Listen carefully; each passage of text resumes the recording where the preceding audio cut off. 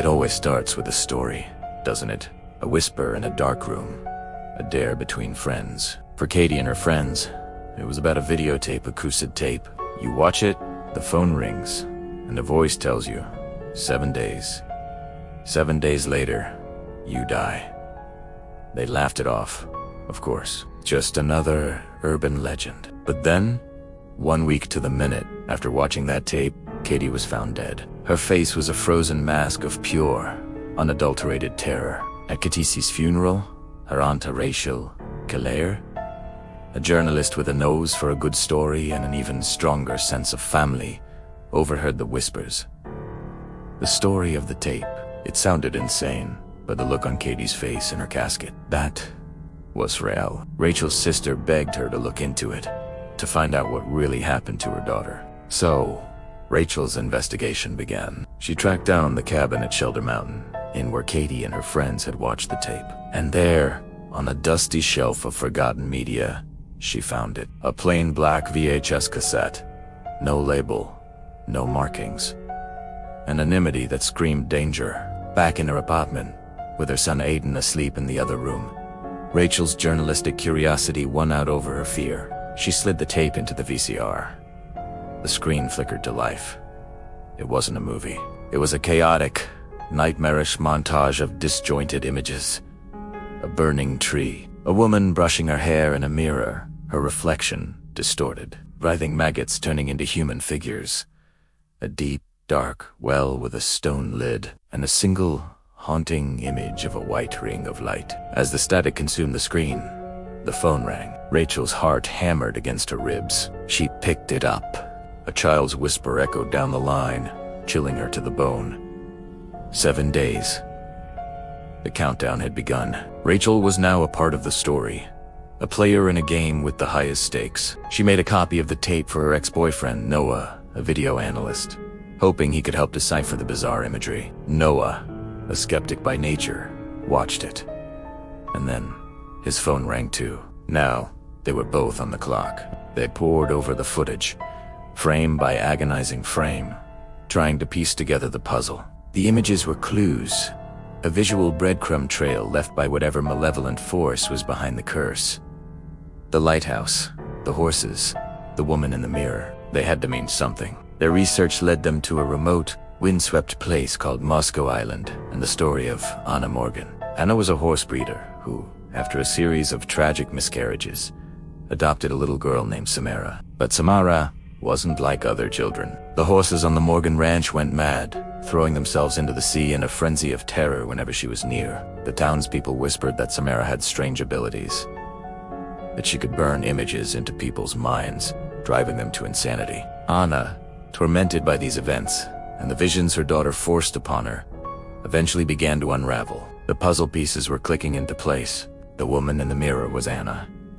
The horses, the ones she loved, were driven to their deaths. The images on the tape were Samara's memories, her pain, her rage, burned onto the magnetic strip. Rachel and Noah discovered that Anna had been sent to a psychiatric hospital. There, in old medical records, they found footage of a small, dark-haired girl who spoke of things she couldn't possibly know, who never slept, and who just wanted to be heard. But her gift was a curse, poisoning everything around her. The investigation took a darker turn when they found a hidden file. It revealed that Anna, driven to desperation, had tried to kill Samara, suffocating her with a plastic bag before throwing her body down a deep stone well at the old Morgan ranch, the very well from the video. But Samara didn't die immediately. She survived in that dark, watery prison for 7 days, clawing at the stone walls, her will to live eventually twisting into a purely malevolent need for revenge. Her spirit, her rage, became imprinted on the very fabric of the place. Merging with the videotape technology at a nearby rental cabin, she had found a way to reach out, to make others feel her suffering. Aidan, Rachel's quiet and intuitive son, had been drawing disturbing pictures all week. Pictures of a dark well, a girl with long black hair covering her face. Rachel realized with dawning horror that Aidan had watched the tape. Her own son was now marked for death. The deadline was closing in. Rachel and Noah raced back to the Morgan ranch, to the site of the old well. now hidden beneath the floorboards of the cabin at Shelter Mountain Inn.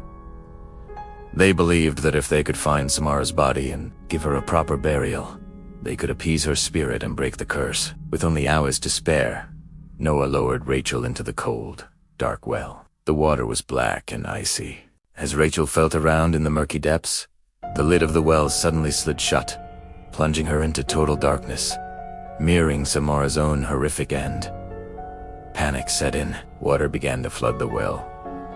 Time was running out. Just as she was about to drown, her hand brushed against something small and skeletal. She had found her. She grabbed the small skeleton and screamed for Noah. He managed to pry the lid open and pull her out, just in time. They had Samara's remains.